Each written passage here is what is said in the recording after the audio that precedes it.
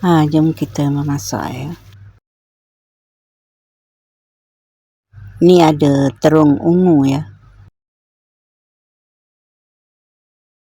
Ada bawang besar 1 biji, 4 sekawan dan sedikit daun kari.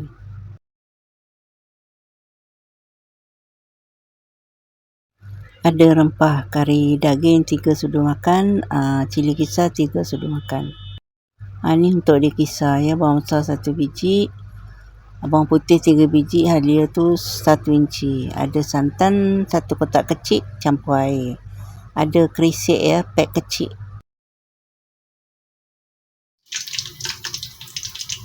Assalamualaikum warahmatullahi wabarakatuh. Jumpa lagi ya. Apa khabar sahabat semua? Harap sahabat semua sihat selalu, dimurahkan rezeki. Amin, amin ya rabbal alamin. Hari ni Opa nak masak pajri terung ya. Ni Opa goreng ayam untuk sekecil. Ni bahan ni untuk dikisar ya. Cucu Opa yang kecil ni kalau makan ayam, dia makan kulit dengan tepung yang rangup tu saja. Isinya dia tak makan. Ini ayam yang untuk cucu Opa yang besar-besar lah, yang sekolahnya. Ni ayam untuk budak-budak lah. Dia orang kalau tak ada ayam, hari-hari memang makan ayam, tak demunya. Ini untuk sekecilnya ya. Jom kisar bahan ni. Bawang besar, halia dan bawang putih tadi tu ya. Kisar halus. Letak air ya.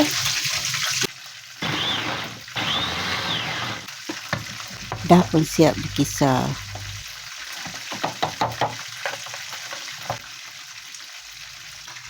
Letak minyak dalam periuk, tumis 4 sekawan tu ya, dengan daun kari, dengan bawang.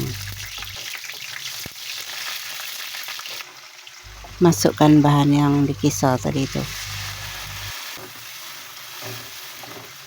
Dimasak bahan tu hingga kering ya. Dah pun kering, boleh masukkan rempah kari daging dengan cili kisar tu. Letak air sedikit untuk masakkan rempah tu ya.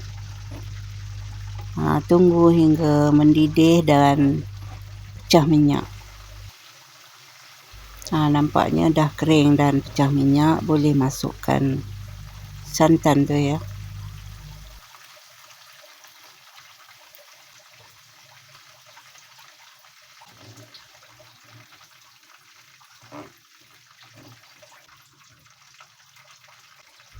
Masukkan garam, sebut rasa dan gula tu ikut manis masing-masing ya. Pajri ni memang manis, tapi taklah manis sangat kan. Ikut masing-masing lah. Masukkan terung tu ya. Kalau nak cepat empuk terung tu, dimasakkan sebelah dalam dulu ya. Dia cepat lembut. Lepas tu masukkan kerisik. Pack kecil je ya kerisik ni.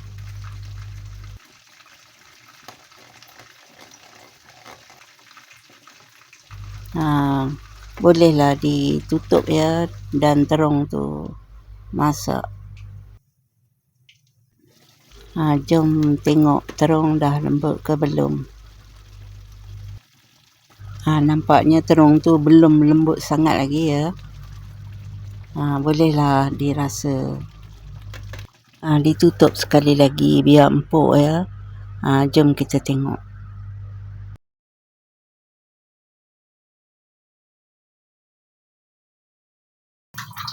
Terung pun dah lembut ya.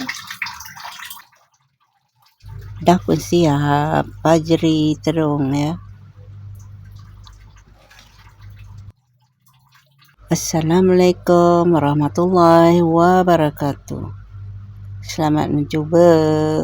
Jumpa lagi di lain video. Okay, bye-bye.